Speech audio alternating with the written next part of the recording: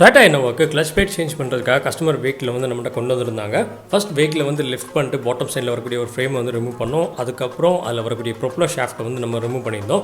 Once இந்த propeller shaft எல்லாத்தையுமே remove பண்ணி முடிச்சதுமே டிரான்ஸ்மிஷன் லிஃப்டிங் ஜாக் வச்சு நம்ம கியர் பாக்ஸ் வந்து ஹோல்ட் பண்ணிவிட்டு நம்ம வந்து இதில் இருக்கக்கூடிய எல்லா போல்ட்ஸையுமே நம்ம வந்து ரிமூவ் பண்ணோம். இப்போ நம்ம வந்து இந்த கியர் பாக்ஸை வந்து டவுன் பண்ண போகிறோம். அண்ட் இதை டவுன் பண்ணி முடிச்சுட்டு அந்த உள்ளே இருக்கக்கூடிய கிளச் பிளேட்டை வந்து நம்ம என்ன கண்டிஷன்லையும் செக் பண்ணலாம். இந்த வெஹிக்கில் இருந்த clutch cover assembly and clutch plate ரெண்டுமே டேமேஜாக இருந்ததுனால நம்ம இதை இப்போ ரீப்ளேஸ்மெண்ட் பண்ண போகிறோம். நம்ம இந்த வெஹிக்கிளுக்கு வந்து டொயோட்டாவோடைய ஜென்யூன் பார்ட்ஸ் தான் நம்ம இதில் வந்து யூஸ் பண்ண போகிறோம். இப்போ வந்து இந்த clutch plate and clutch cover assembly வந்து நம்ம இந்த வெஹிக்கிளில் வந்து இப்போ ஃபிக்ஸ் பண்ணியாச்சு.